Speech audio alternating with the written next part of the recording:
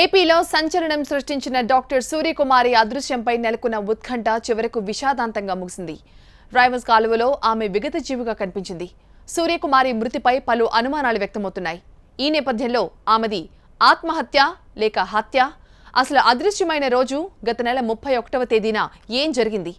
ఆ రోజు రాత్రి మాజీ ఎమ్మెల్యే జయరాజ్ కుమారుడు విద్యాసాగర్కు సూర్యకుమారికి మధ్య జరిగిన సంభాషణ ఏంటి?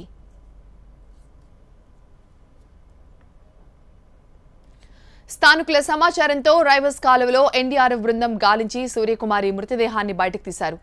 5 రోజులు వాటర్లో ఉండడంతో సూర్యకుమారి మృతదేహం ఉబ్బిపోయింది. దీంతో ఆమెను గుర్తుపట్టడం కష్టంగా మారింది.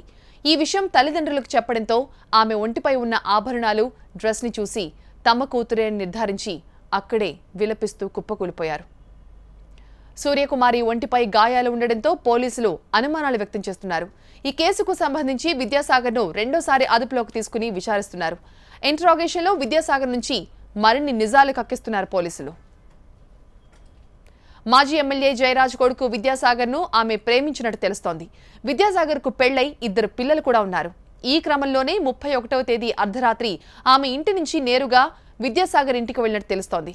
అక్కడ ఇరువురి మధ్య ఘర్షణ జరిగినట్టు తెలుస్తోంది. ఆ తర్వాత నుంచి సూర్యకుమారి అదృశ్యమైంది. సూర్యకుమారి మాజీ ఎమ్మెల్యే జయరాజ్ కొడుకు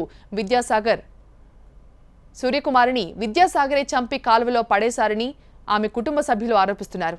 తమ కూతురిని హత్య చేసి దాన్ని ఆత్మహత్యగా చిత్రీకరించేందుకు కాలువలో పడేశారని ఆవేదన వ్యక్తం చేస్తున్నారు. అతనే తీసుకెళ్ళి ఉంటాడు.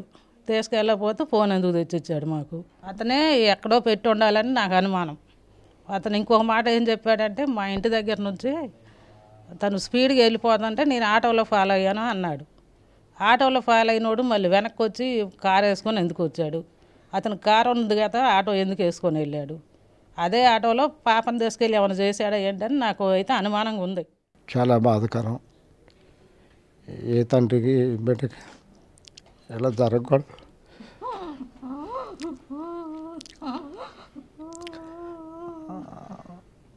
ఎక్కడ పొంతం లేదు. ఆ కుటుంబానికి మా కుటుంబానికి, ఆ బాబుకి మా పాపకి ఏ లైన్లో కూడా సంబంధం లేదు. అతను ఆల్రెడీ మ్యారీడ్, 2 పిల్లలు ఉన్నారు. అతని ప్రొఫెషన్ అతనికి ఉంది.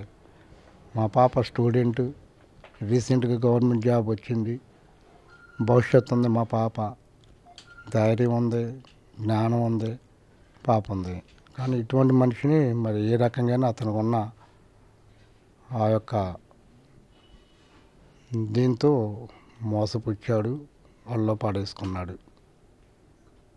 ఆ రోజు అంతకుముందు ఏం జరిగిందో, అతను వచ్చి తీసుకెళ్ళాడు, పాప వెళ్ళిందో వాళ్ళ ఇంట్లో గంట ఉన్నట్టుగా ఇప్పుడు లైవ్ చూస్తున్నాం. లైవ్లో తదుపరి అతను 2 గంటలు 3 సార్లు మా సతీమణి చెప్పినట్టుగా 3 సార్లు మా ఇంటికి రావటం, మొదటిసారి సెల్ ఇచ్చి వెళ్ళటం, రెండోసారి దేవులాడుతున్నాను రైల్వే స్టేషన్ అంటాం, మూడోసారి ఎక్కడే తిరగటం, ఇవన్నీ పెద్ద అనుమానానికి దారితీసినాయి.